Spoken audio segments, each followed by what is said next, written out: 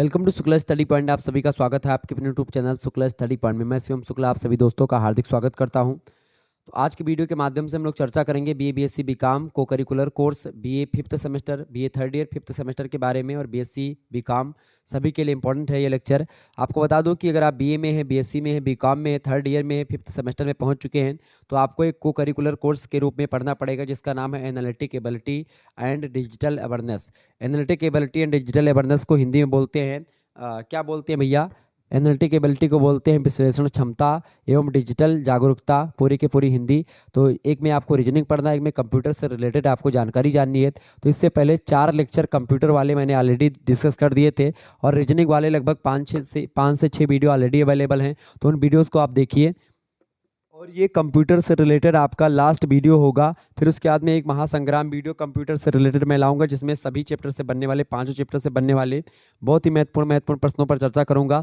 तो वो जब जब आपकी परीक्षा आएगी उसके एक दिन पहले मैं वो आपको दूंगा महासंग्राम वीडियो, जो आपकी परीक्षा की दृष्टि से बहुत महत्वपूर्ण होगा।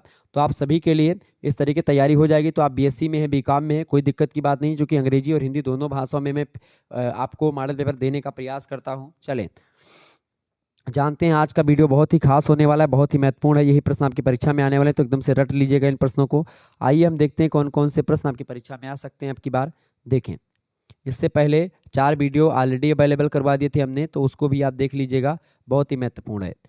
देखिए पहला प्रश्न आपकी स्क्रीन पर आ चुका है। निम्नलिखित में से कौन सा सूचना प्रणाली का लक्ष्य नहीं है? बताएं सूचना प्रणाली क्या होती है। सूचना प्रणाली जो होती है व्यवस्थित रूप से सूचनाओं के संग्रहण, व्यवस्थापन, भंडारण और आदान प्रदान के लिए कंप्यूटर सॉफ्टवेयर, हार्डवेयर और नेटवर्क उपकरणों से बने तंत्र को इंफॉर्मेशन सिस्टम या हिंदी में सूचना प्रणाली कहा जाता है। उसी को एक सूचना प्रणाली में इनपुट, प्रोसेसिंग तथा आउटपुट, ये 3 गतिविधियां होती हैं जो एक संगठन के लिए आवश्यक जानकारी प्रदान करती हैं। तो ये होती है सूचना प्रणाली। ठीक है, सूचना प्रणाली की अगर बात की जाए तो किसी भी संगठन में सूचना प्रणाली के मुख्य रूप से 4 स्तर होते हैं। ठीक है, पहला होता है ऑपरेशनल लेवल, दूसरा होता है नॉलेजेबल, ठीक है, नॉलेज लेवल, तीसरा होता है मैनेजमेंट लेवल और चौथा होता है आपका स्ट्रेटेजिक लेवल। ठीक है, प्रत्येक संगठन स्तर के लिए सूचनाओं की आवश्यकता अलग अलग होती है।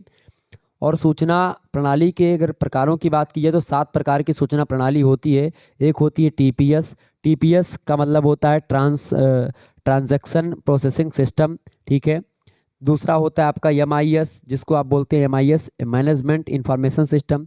तीसरा होता है डीएसएस, जिसको बोलते हैं डिसीजन सपोर्ट सिस्टम। ठीक है, चौथा होता है आपका ईएसएस। ईएसएस का फुल फॉर्म होता है एग्जीक्यूटिव सपोर्ट सिस्टम। आपका अगला जो सूचना प्रणाली का आपका प्रकार होता है वो होता है ओएएस, पांचवा, जिसको बोलते हैं ऑफिस ऑटोमेटेशन, ठीक है, सिस्टम,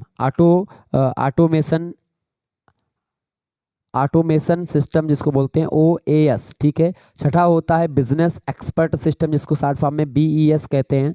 ठीक है, और अगला आपका होता है 7वां नॉलेज मैनेजमेंट सिस्टम, जिसको आप केएमएस बोलते हैं। तो ये होता है आपका सूचना प्रणाली के 7 प्रकार और 4 इसके स्तर होते हैं। तो ये सब प्रश्न भी आपसे पूछेंगे, तो इसीलिए मैंने शुरुआत में ही आपको सारी चीज़ों को समझा दिया ताकि कोई दिक्कत ना हो। ठीक है, आइए अब हम प्रश्नों पर चर्चा करते हैं। तो पहला प्रश्न है आपका, निम्नलिखित में से कौन सा सूचना प्रणाली का लक्ष्य नहीं है? तो सूचना प्रणाली का लक्ष्य क्या नहीं है भाई? देखिए, निर्णय लेने की क्रिया या प्रक्रिया में सहायता देना, ये सूचना प्रणाली का लक्ष्य है, बिल्कुल है। प्रबंधन के हर स्तर पर आवश्यक सूचना प्रदान करना, बिल्कुल ठीक बात है।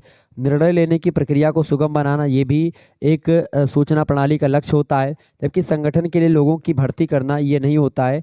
ऑप्शन नंबर इसका बी करेक्ट आंसर हो जाएगा, यही नहीं होता है। Clear, B option. आगे देखिएगा, अगला क्वेश्चन आपकी स्क्रीन पर आ चुका है। दूसरा नंबर प्रश्न है। प्रश्न क्या दिया हुआ है? प्रश्न है भाई कि एक सूचना प्रणाली की गतिविधि है इनपुट, प्रोसेसिंग, आउटपुट या फिर ये सभी। मैंने अभी भी आपको समझाया कि भाई इनपुट, प्रोसेसिंग और आउटपुट, ये तीनों गतिविधियां सूचना प्रणाली की होती हैं। ऑप्शन नंबर इसका डी करेक्ट आंसर हो जाएगा, उपर्युक्त सभी। ये प्रश्न इंपॉर्टेंट है, परीक्षा में आएगा, ध्यान रखेंगे। आगे देखिए, अगला क्वेश्चन आपकी स्क्रीन पर आ चुका है। अगला प्रश्न है भाई, तीसरा नंबर प्रश्न है, निम्नलिखित में से कौन सी सूचना प्रणाली की विशेषता है? पहली विशेषता आपकी दी है व्यवस्थित रूप में समंकों का संग्रहण करता है, बिल्कुल ठीक बात है, करता है। समंकों का व्यवस्थापन भी करता है और समंकों का भंडारण और आदान प्रदान करना, ये सब सूचना प्रणाली का ही काम होता है। ऑप्शन नंबर इसका डी लगा देंगे। उपयुक्त सभी विशेषताएं होती हैं सूचना प्रणाली की। चौथा नंबर क्वेश्चन आप देखेंगे, चौथा प्रश्न है सूचना प्रणाली के कितने स्तर होते हैं। सूचना प्रणाली के मुख्य रूप से 4 स्तर होते हैं। मैंने चारों स्तर के बारे में आपको बताया था। 4 स्तर कौन कौन से होते हैं भाई। पहला स्तर होता है आपका जो है ऑपरेशनल लेवल, दूसरा होता है नॉलेज लेवल, तीसरा होता है मैनेजमेंट लेवल और चौथा होता है स्ट्रैटेजिक लेवल। ठीक है, ये 4 स्तर होते हैं और 7 प्रकार होते हैं सूचना प्रणाली के। TPS, MIS, DSS, ESS, OAS और BES और एक और है आपका KMS। ठीक है, और सबकी फुल फॉर्म भी मैंने आपको समझाई थी। ठीक है, आइए देखते हैं आगे। अगला क्वेश्चन आपकी स्क्रीन पर आ चुका है। 5वां प्रश्न आपकी स्क्रीन पर आ चुका है। CIA ट्राइड में C का क्या अर्थ है, बताएं। प्रश्न आपसे पूछा जा रहा है CIA ट्राइड में C का क्या अर्थ होता है। तो C का मतलब होता है भाई गोपनीयता, या जिसको आप बोलते हैं कॉन्फिडेंशियलिटी। ठीक है, गोपनीयता। ऑप्शन नंबर इसका ए करेक्ट आंसर हो जाएगा। अगला प्रश्न CIA ट्राइड में I का क्या मतलब होता है। तो I का क्या मतलब होता है भैया, I का मतलब होता है इंटीग्रिटी। ठीक है, यानी अखंडता जिसको आप बोलते हैं। Option number B correct answer हो जाएगा। CIA में ट्राइड में खास करके ए का मतलब क्या होता है। तो ए का मतलब होता है भैया क्या, अवेलेबिलिटी यानी कि उपलब्धता। ठीक है, तो इसका करेक्ट आंसर क्या हो जाएगा, A option is right answer. ठीक है, CIA की अगर बात की जाए, CIA सूचना का एक मॉडल होता है। ठीक है, और CIA मॉडल की अगर बात की जाए तो 3 अक्षर इसमें आते हैं। पहला है आपका C का मतलब होता है गोपनीयता, जिसको आप कॉन्फिडेंशियलिटी बोलते हैं। दूसरा होता है I अक्षर होता है CIA में, I का मतलब होता है इंटीग्रिटी यानी अखंडता। और तीसरा स्तर होता है आपका तीसरा नंबर है आपका A, और A का मतलब होता है अवेलेबिलिटी यानी कि जिसको आप बोलते हैं उपलब्धता। तो ये 3 अक्षर जो होते हैं ये CIA ट्राइड मॉडल को प्रस्तुत करते हैं, जो कि सूचना सुरक्षा प्रणालियों का आधार है। और इसका प्रयोग सूचना प्रणाली की कमजोरियों को खोजने तथा समाधान के लिए नए तरीके ढूंढने के लिए किया जाता है। ठीक है, ये बात ध्यान रखेंगे। तो ये होता है आपका CIA ट्राइड मॉडल। ठीक है, जिसमें हर एक शब्द का C का अलग मतलब है। ठीक है, और I का अलग मतलब और A का अलग मतलब है। आगे देखिएगा, अगला प्रश्न आपकी स्क्रीन पर आ चुका 8वां नंबर प्रश्न है। निम्नलिखित में से कौन सा सूचना सुरक्षा की आवश्यकता को दर्शाता है। तो सुरक्षा की आवश्यकता को कौन दर्शाता है, डाटा की चोरी होने से रोकना, जानकारी में बदलाव को रोकना, या सूचना डाटा तक अनाधिकृत पहुंच से रोकना। तो बिल्कुल करेक्ट आंसर इसका क्या हो जाएगा, इसका करेक्ट आंसर हो जाएगा भाई, बिल्कुल आप सभी लोग सही सोच रहे हो। 8वें करेक्ट आंसर हो जाएगा ऑप्शन नंबर डी। बिल्कुल ये सभी आवश्यकताएं होती हैं, मैंने आपको बताई थी। जब विशेषता पूछी जाए, प्रकार पूछा जाए, आवश्यकता या लाभ हानि पूछी जाए, ठीक है, प्रभाव कारण पूछा जाए, परिणाम पूछा जाए, वहाँ पर अगर आपको उपयुक्त सभी ऑप्शन मिले तो हमेशा करेक्ट आंसर वही होता है। तो डी ऑप्शन बिल्कुल करेक्ट आंसर होगा आपका। 9वां नंबर क्वेश्चन आप देखेंगे, प्रश्न है 9 नंबर प्रश्न है, डैश फर्मवेयर संग्रहित होता है, बताएं। कैश मेमोरी में या रैम में या एक्सटर्नल मेमोरी में या फिर रोम में, बताएं। करेक्ट आंसर क्या हो जाएगा, रैम रोम का मतलब मैंने फुल फॉर्म बता ही दिया था आपको, बताएं। प्रश्न इंपॉर्टेंट है, प्रश्न है कि फर्मवेयर संग्रहित होता है, तो फर्मवेयर जो होता है वो रोम में संग्रहित होता है। ऑप्शन नंबर इसका डी करेक्ट आंसर हो जाएगा। आगे देखिएगा, अगला क्वेश्चन है 10वां नंबर प्रश्न है, कौन दूसरे लोगों के कंप्यूटर सिस्टम में सेंध लगाता है और चोरी करता है और सूचनाओं को नष्ट कर देता है। हैकर्स, सॉफ्टवेयर या हैक्टिविस्ट या फिर स्क्रिप्ट किडीज, बताएं। करेक्ट आंसर क्या हो जाएगा। तो हैकर्स लोग जो होते हैं वो दूसरे लोगों के कंप्यूटर सिस्टम में सेंध लगाते हैं और चोरी करते हैं और सूचनाओं को नष्ट कर देते हैं। ऑप्शन नंबर इसका ए करेक्ट आंसर हो जाएगा, हैकर्स। नेक्स्ट क्वेश्चन आप देखिएगा, अगला प्रश्न आपकी स्क्रीन पर आ चुका है। 11वां नंबर क्वेश्चन है, डैश एक प्रकार का वायरस है जो न केवल फाइल से फाइल तक बल्कि कंप्यूटर से कंप्यूटर तक ईमेल और अन्य इंटरनेट ट्रैफिक के माध्यम से फैलता है। बताए, कंप्यूटर वायरस, वर्म या फिर सेवा से इनकार, हमला या फिर उपरोक्त में से कोई नहीं। तो वर्म जो होता है क्या होता है भाई, वर्म जो होता है एक प्रकार का वायरस होता है जो ना केवल फाइल से फाइल तक बल्कि कंप्यूटर से कंप्यूटर तक ईमेल और अन्य इंटरनेट ट्रैफिक के माध्यम से फैलता है। ऑप्शन नंबर इसका करेक्ट आंसर हो जाएगा, इसका करेक्ट आंसर हो जाएगा B option, worm. B option is right answer. 12 number question आप देखेंगे, प्रश्न है एक वेबसाइट पर सेवा के लिए अनुरोधों की अधिकता जिससे कि वह धीमी हो जाती है या क्रेश हो जाती है उसको क्या बोलते हैं। कंप्यूटर वायरस, वर्म या सेवा से इनकार, हमला या उपरोक्त में से कोई नहीं। करेक्ट आंसर इसका क्या हो जाएगा? 12वें करेक्ट आंसर क्या हो जाएगा? तो आपका जो सेवा से इनकार हमला है वो एक ऐसी वेबसाइट होती है, एक ऐसी वेबसाइट पर, या सेवा से इनकार हमला जो है एक वेबसाइट पर सेवा के लिए अनुरोधों की अधिकता जिससे कि वह धीमी हो जाती है और या क्रैश हो जाती है। तो इसका करेक्ट आंसर हो जाएगा सी ऑप्शन। आगे देखिएगा 13वां प्रश्न है, डैश कंप्यूटर पर संग्रहित जानकारी की एक प्रति बनाने की प्रक्रिया है, बैकअप, एंटीवायरस, फायरवॉल या फिर बायोमेट्रिक्स। तो बैकअप जो होता है वो क्या होता है? बैकअप कंप्यूटर पर संग्रहित जानकारी की एक प्रति बनाने की प्रक्रिया होती है। बैकअप जो होता है, option number A correct answer हो जाएगा। ठीक है, ये बैकअप मतलब होता है कि भाई जैसे आपका कोई कुछ हैक कर लिया, उसके बाद में बैकअप का एक आध दो ऑप्शन आपके पास होता है, तो आप दोबारा से अपनी चीज़ को अपने पा सकते हो। ठीक है, आगे देखिए 14 नंबर प्रश्न है, सॉफ्टवेयर वायरस का पता लगाता है या हटाता है? बताएं, सॉफ्टवेयर वायरस का पता लगाता है या हटाता है? बैकअप, एंटीवायरस, फायरवॉल या फिर बायोमेट्रिक्स। करेक्ट आंसर क्या हो जाएगा इसका? तो एंटीवायरस सॉफ्टवेयर वायरस का पता लगाता है और उसको हटाता है। Antivirus is right answer, option number B correct answer होगा। 15 नंबर क्वेश्चन आप देखेंगे, निम्न में से कौन सी एक फायरवॉल की विशेषता है? फायरवॉल की विशेषता इनमें से कौन सी एक विशेषता है? देखिए, फायरवॉल की विशेषता मैंने आपको बताया था, विशेषताएं, लाभ, हानि सब पूछा है तो हमेशा अगर उपयुक्त सभी ऑप्शन डी में दिया है तो करेक्ट आंसर हमेशा होता है। देख लेते हैं सही है गलत है। तो देखिए, फायरवॉल की विशेषता की बात की तो पहली विशेषता होती है नेटवर्क में प्रवेश से पहले प्रत्येक संदेश की जांच करता है ये।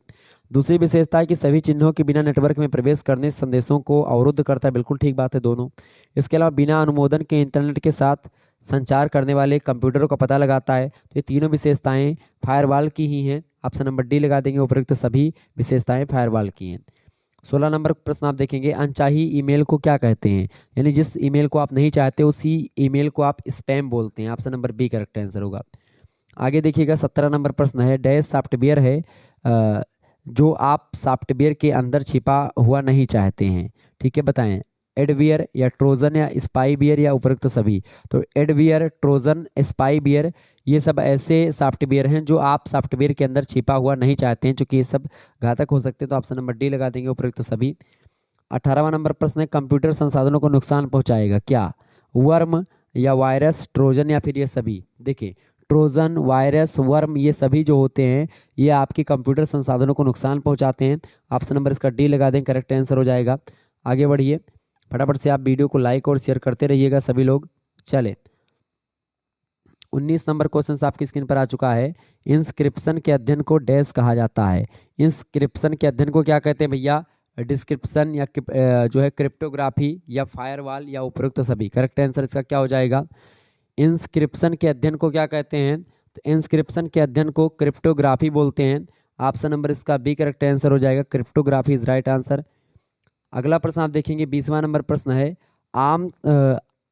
आम तौर पर वर्ड डॉक्यूमेंट्स में पाए जाने वाले वायरस को क्या कहते हैं? तो आमतौर पर वर्ड डॉक्यूमेंट में पाए जाने वाले जो वायरस होते हैं उन्हीं को मैक्रो बोलते हैं। ऑप्शन नंबर इसका ए करेक्ट आंसर होगा। आगे देखिएगा, अगला क्वेश्चन आपकी स्क्रीन पर आ चुका है, बहुत ही जबरदस्त प्रश्न। 21 नंबर प्रश्न है, वायरस जो वीवी और जावा फाइलों से जुड़े होते हैं उन्हें क्या कहते हैं? मैक्रो, ट्रोजन, स्क्रिप्ट वायरस या उपरोक्त में से कोई नहीं। तो इसका करेक्ट आंसर हो जाएगा script virus is right answer. Virus जो वीवी और जावा फाइलों से जुड़े होते हैं उन्हें स्क्रिप्ट वायरस कहते हैं। ऑप्शन नंबर इसका सी करेक्ट आंसर होगा। आगे देखिएगा, अगला प्रश्न है 22 नंबर प्रश्न, बड़ा महत्वपूर्ण है। प्रश्न है, वायरस डैश से फैलता है? मेल से, पेन ड्राइव और सीडी से या वेबसाइट से या उपरोक्त सभी से। तो आपको बता दूं कि जो वायरस होता है ये सभी से फैलता है। ईमेल से भी फैलता है, पेन ड्राइव और सीडी से भी फैलता है, वेबसाइटों से भी फैलता है। ऑप्शन नंबर इसका डी करेक्ट आंसर हो जाएगा, उपरोक्त सभी से फैलता है। 23 नंबर क्वेश्चन आप देखेंगे, व्यापार रणनीति और आईटी पर विचार करते समय निम्न में से कौन सा एक उपयोगी सुरक्षा तंत्र है? फटाफट से आप बताएंगे, इंस्क्रिप्शन, डिस्क्रिप्शन या फिर फायरवॉल या उपयुक्त सभी। करेक्ट आंसर क्या हो जाएगा? 23 का करेक्ट आंसर क्या हो जाएगा? व्यापार रणनीति और आईटी पर विचार करते समय निम्न में से कौन एक उपयोगी सुरक्षा तंत्र है? फायरवॉल, डिस्क्रिप्शन और इंस्क्रिप्शन ये सब जो है एक उपयोगी सुरक्षा तंत्र के रूप में काम करते हैं। ऑप्शन नंबर इसका डी करेक्ट आंसर होगा। आगे देखिएगा, 24 नंबर प्रश्न, निम्नलिखित में से कौन वायरस की श्रेणी नहीं है? मैक्रो वायरस, फाइल संक्रमित वायरस, स्क्रिप्ट वायरस। ये सब बताएं प्रश्न, या ट्रोजन वायरस। बताएं करेक्ट आंसर क्या हो जाएगा इसका। तो वायरस की श्रेणी में नहीं आता है ट्रोजन वायरस। ऑप्शन नंबर इसका करेक्ट आंसर हो जाएगा डी ऑप्शन। नेक्स्ट क्वेश्चंस आपकी स्क्रीन पर आ चुका है। प्रश्न निम्नलिखित में से कौन सी वायरस की श्रेणी में नहीं, अच्छा ये तो हो गया। 25 नंबर क्वेश्चन से वर्म फैलाने के लिए बनाया जाता है कंप्यूटर से कंप्यूटर तक, कंप्यूटर पर फाइलों से फाइल तक, वेबसाइट से वेबसाइट तक, या वेबसाइट से कंप्यूटर तक। करेक्ट आंसर क्या हो जाएगा इसका। वर्म फैलाने के लिए या वार्म फैलाने के लिए बनाया जाता है कंप्यूटर से कंप्यूटर तक। ऑप्शन नंबर इसका ए करेक्ट आंसर हो जाएगा। तो वार्म कंप्यूटर से कंप्यूटर तक फैलाने के लिए बनाया जाता है। 26 नंबर प्रश्न आप देखेंगे, निम्नलिखित में से कौन इंस्क्रिप्शन द्वारा बनाई गई या प्रदान की गई ई कॉमर्स सुरक्षा नहीं है, बताएं। तो इनमें से 3 ई कॉमर्स सुरक्षा हैं जो कि उसी के द्वारा बनाई गई हैं। ई कॉमर्स सुरक्षा है जो कि इंस्क्रिप्शन के द्वारा प्रदान की गई हैं वो, और नॉन रेपिडिएशन, संदेश अखंडता और गोपनीयता, ये 3 चीज़ें जो है वो शामिल है उसमें। आपने जो CIA मॉडल मैंने आपको बताया था वो, ठीक है, जबकि उपलब्धता, सॉरी वो दूसरा CIA मॉडल दूसरा है। तो इसमें करेक्ट आंसर क्या हो जाएगा, उपलब्धता, availability. Option number A correct answer हो जाएगा। ये ई कॉमर्स सुरक्षा नहीं है, इंस्क्रिप्शन के द्वारा प्रदान, बाकी तीनों हैं। 27 नंबर क्वेश्चन आप देखेंगे, चैनलों को सुरक्षित करने का सबसे आम तरीका क्या है। तो चैनल को सुरक्षित करने का सबसे आम तरीका क्या होता है। सबसे आम तरीका होता है आपका, क्या होता है भैया, SSL, ठीक है। ऑप्शन नंबर इसका सी करेक्ट आंसर हो जाएगा। आगे देखिएगा, अगला क्वेश्चन आपकी स्क्रीन पर आ चुका है। 28 नंबर, फायरवॉल का निम्नलिखित में से कौन सा कार्य नहीं है। फायरवॉल का कार्य क्या नहीं है इनमें से भाई, देखें फायरवॉल का कार्य क्या होता है। देखिए, आप विश्वसनीय स्रोतों के संचार को रोकना, ये काम होता है फायरवॉल का। भरोसेमंद स्रोतों से संचार को रोकना ये नहीं होता है। वायरस और अन्य दुर्भावनापूर्ण हमलों को खत्म करना ये बिल्कुल होता है। पैकेट विशेषताओं के आधार पर ट्रैफिक को फिल्टर करता है, ये भी काम होता है इसका फायरवॉल का। तो इसका करेक्ट आंसर हो जाएगा, कौन सा कार्य नहीं है पूछा गया तो ऑप्शन नंबर बी लगा देंगे, भरोसेमंद स्रोतों से संचार को रोकना, ये इसका कार्य नहीं है, बाकी तीनों कार्य इसी के हैं फायरवॉल के।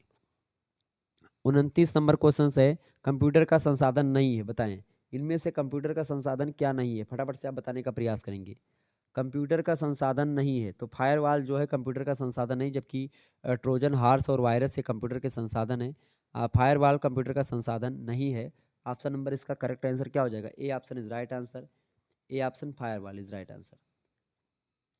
30 नंबर क्वेश्चन से, निम्नलिखित में से कौन कंप्यूटर वायरस का एक उदाहरण नहीं है, बताएं। कंप्यूटर वायरस का एक उदाहरण इनमें से कौन सा नहीं है भाई, फटाफट से आप बताएंगे। कंप्यूटर वायरस का एक उदाहरण नहीं है, देखें चोरनोबिल, मोलिसा और आई लव यू, तो ये सब कंप्यूटर वायरस के उदाहरण हैं। इनमें से कोई नहीं, आप करेक्ट आंसर लगा दीजिएगा डी ऑप्शन।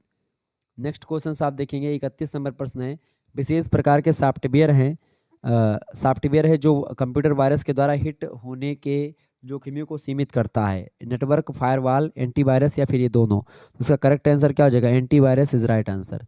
31 का करेक्ट आंसर हो जाएगा एंटीवायरस। नेक्स्ट क्वेश्चन आप देखेंगे, वह व्यक्ति जो लाभ, आपराधिक शरारत या व्यक्तिगत सुख के लिए कंप्यूटर नेटवर्क तक अनधिकृत पहुंच प्राप्त करता है उसको क्या बोलते हैं, हैकर या स्पूफर या ऑपरेटर, या इनमें से कोई नहीं। तो इसको बोलते हैं हैकर्स, जो मतलब अनधिकृत रूप से किसी दूसरे के चैनल को हैक करता है, किसी दूसरे कंप्यूटर तक पहुंचता है। Option number A correct answer होगा। आगे देखिएगा, 33 नंबर प्रश्न है, एक गेट कीपर की तरह कार्य करता है, डैश व्यक्ति जो होता है, मतलब कौन एक गेट कीपर की तरह कार्य करता है जो प्रत्येक उपभोक्ताओं के संगठन के आंतरिक नेटवर्क में प्रवेश करने की अनुमति देने से पहले उनकी पहचान करता है, वो होता है नेटवर्क फायरवॉल। करेक्ट आंसर हो जाएगा इसका option number A. A option is right answer, ठीक है। 34 नंबर क्वेश्चन आप देखेंगे, स्थापित संगठनों की साइट की तरह दिखने वाली साइट पर का गैर कानूनी तरीके से बनाना क्या कहा जाता है। तो स्थापित संगठनों की साइट की तरह आप कोई दूसरे तरीके से कोई चीज़ बना लेते हैं या दूसरी साइट को भी बना लेते हैं, तो गैर कानूनी तरीके से उसको बोलते हैं स्पूफिंग, ठीक है। स्पूफिंग जो है एक प्रकार से आप किसी दूसरे की फाइल को अपनी साइट पर उसको बना लेते हैं, या फिर कॉपीराइट टाइप का जो होता है। 35 नंबर क्वेश्चन से, उपभोगकर्ता के सिस्टम में प्रवेश करके व्यक्तिगत जानकारी के लिए अपनी फाइल प्रणाली को स्कैन करना डैश के रूप में जाना जाता है, स्पूफिंग या फिर स्नूपिंग या इस जो है स्निफिंग, या इनमें से कोई नहीं। तो इसी को बोलते हैं स्नूपिंग, ठीक है। स्नूपिंग क्या है, उपभोगकर्ता के सिस्टम में प्रवेश करके व्यक्तिगत जानकारी के लिए अपनी फाइल प्रणाली को स्कैन करना, ये होता है स्नूपिंग। ठीक है, ऑप्शन नंबर इसका बी करेक्ट आंसर होगा। 36 नंबर प्रश्न है, अनाधिकृत उपभोगकर्ता या उपयोगकर्ता के लिए जानकारी को समझ ना पाने योग्य बनाने की क्रिया क्या कहलाती, तो उसी को बोलते हैं cryptography. Option number D correct answer हो जाए, cryptography is right answer. 37 number question है, डैश इंस्क्रिप्शन की रिवर्स प्रक्रिया है, क्या इंस्क्रिप्शन की रिवर्स प्रक्रिया है जिसमें सूचना को एक बार फिर से पठनीय बनाया जाता है, बताएं। तो वो कौन सी क्रिया होती है, उसी को बोलते हैं डिस्क्रिप्शन। ऑप्शन नंबर इसका बी करेक्ट आंसर होगा। आगे देखिए, अगला क्वेश्चन आपकी स्क्रीन पर आ चुका, फटाफट से देखेंगे और वीडियो को लाइक और शेयर करते रहिएगा, क्योंकि इसी प्रकार से वीडियोस और आपको मिलती रहेंगी। रीजनिंग की वीडियो इसके बाद में आएगी और उसको हम सभी चैप्टर को समाप्त करने का काम करेंगे। अगला प्रश्न, सॉफ्टवेयर है जो कंप्यूटर को अनाधिकृत प्रवेश में से बचाता है, बैकअप, एंटीवायरस, फायरवॉल या फिर बायोमेट्रिक्स, बताएं। करेक्ट आंसर क्या हो जाएगा, तो फायरवॉल जो होता है ऐसा सॉफ्टवेयर है जो कंप्यूटर को अनाधिकृत प्रवेश से बचाता है। ऑप्शन नंबर इसका सी करेक्ट आंसर हो जाएगा, firewall is right answer. 39 number प्रश्न है, भौतिक विशेषताओं का उपयोग जैसा कि आपके फिंगरप्रिंट, आपकी आंख की रेटिना में रक्त वाहिकाएं, आपकी आवाज़ या शायद सांस भी पहचान प्रदान करने के लिए होता है, बैकअप के लिए, एंटीवायरस के लिए, फायरवॉल या बायोमेट्रिक्स, बताएं। तो ये होता है आपका बायोमेट्रिक्स होते हैं सब। ठीक है, आपकी फिंगरप्रिंट वगैरह, आंख की रेटिना, सब बायोमेट्रिक्स होते हैं। Option number D correct answer होगा। आगे देखेंगे 40 नंबर प्रश्न, निम्नलिखित में से सभी को बायोमेट्रिक्स माना जाता है, फिंगरप्रिंट, रेटिना और आवाज़, ये सब मतलब बायोमेट्रिक्स हैं, जबकि पासवर्ड जो होता है वो खुद क्रिएट करते हैं, बायोमेट्रिक्स नहीं होता। Option number C correct answer होगा। आगे देखिएगा, अगला प्रश्न है 41 नंबर, निम्नलिखित में से क्लाइंट लेवल पर कौन सा खतरा है, तो बताएं। फटाफट से आप बताने का प्रयास करेंगे, क्लाइंट लेवल पर कौन सा खतरा है भाई। तो देखिए, दुर्भावनापूर्ण कोड और वायरस और सक्रिय सामग्री, ये सभी का खतरा जो है क्लाइंट लेवल पर बना रहता है। Option number D correct answer हो जाएगा, उपयुक्त सभी खतरा। आगे देखिए, अगला क्वेश्चन आपकी स्क्रीन पर आ चुका है, बढ़िया प्रश्न है। 42 नंबर प्रश्न है, कौन सी एक इंस्क्रिप्शन तकनीकी नहीं है, बताएं। RSA, DES या फिर AES या फिर FTP। मैंने आपको बताया था इंस्क्रिप्शन तकनीक इनमें से कौन सी नहीं भाई, इंस्क्रिप्शन तकनीक इनमें से कौन सी नहीं। बड़ा जबरदस्त प्रश्न आपकी परीक्षा की दृष्टि से है ये। इंस्क्रिप्शन तकनीकी इनमें से FTP नहीं है, बाकी सारे हैं, यानी AES, DES और RSA ये सब इंस्क्रिप्शन तकनीक हैं, जबकि FTP नहीं है। Option number D correct answer हो जाएगा 42 का। 43 प्रश्न आपका नंबर है, सर्वर लेवल पर खतरा कौन सा नहीं है, बताएं। सर्वर लेवल पर इनमें से कौन सा खतरा नहीं है। देखें, CGI खतरा, डेटाबेस खतरा, बफर ओवरफ्लो या फिर दुर्भावनापूर्ण कोड। करेक्ट आंसर इसका क्या हो जाएगा भाई, फटाफट से आप बताएंगे। 43 का करेक्ट आंसर क्या हो जाएगा, सर्वर लेवल पर खतरा कौन सा नहीं है। देखिए, दुर्भावनापूर्ण कोड वाला खतरा सर्वर लेवल पर खतरा नहीं होता, जबकि CGI खतरा, बफर ओवरफ्लो और डेटाबेस खतरा ये सब सर्वर लेवल पर भी बना रहता है। तो इसमें लगें करेक्ट आंसर दुर्भावनापूर्ण कोड, इसका खतरा नहीं होता। आगे देखेंगे 44 नंबर प्रश्न आपकी स्क्रीन पर आ चुका है, कौन सा एक भौतिक यानी फिजिकल खतरा नहीं है इनमें से, हैकिंग, स्टॉर्म या फिशिंग या उपरोक्त में से कोई नहीं। भौतिक खतरा इनमें से कौन सा नहीं भाई। देखिए, भौतिक खतरा की अगर बात की जाए तो कौन सा एक भौतिक खतरा, मतलब खतरा है आपसे पूछा जा रहा है, भौतिक खतरा नहीं है। देखिए, हैकिंग जो है एक भौतिक खतरा नहीं, स्टॉर्म और फिशिंग एक भौतिक खतरा है, जबकि हैकिंग जो होता है ये भौतिक खतरा नहीं है। Option number A correct answer होगा। आगे देखिएगा 45 नंबर प्रश्न है, कौन सा एक भौतिक फिजिकल खतरा है, बताएं। भौतिक फिजिकल खतरा कौन सा इनमें से एक। देखिए, भूकंप, स्टॉर्म और फिशिंग ये सब क्या है, एक भौतिक खतरा है। ऑप्शन नंबर इसका डी करेक्ट आंसर होगा। आगे देखिएगा, अगला प्रश्न है 46 नंबर, ई कॉमर्स के लिए कौन सा खतरा है। ई कॉमर्स के लिए ट्रोजन एक खतरा होता है। Option number A correct answer होगा।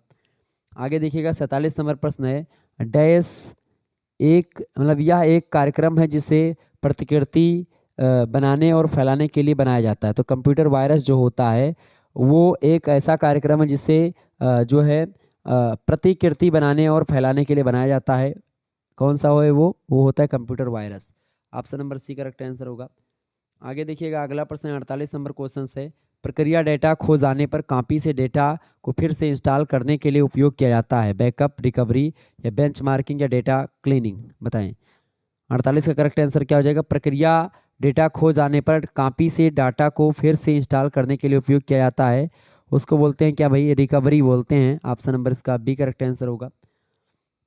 आगे देखिए 49 नंबर क्वेश्चन है, ईमेल जिससे बेकार सामग्री होती है जिसमें, उसे क्या कहते हैं। तो ऐसी ईमेल जिसमें बेकार की सामग्री होती है उसको हम लोग जंक मेल बोलते हैं। ऑप्शन नंबर इसका डी करेक्ट आंसर होगा।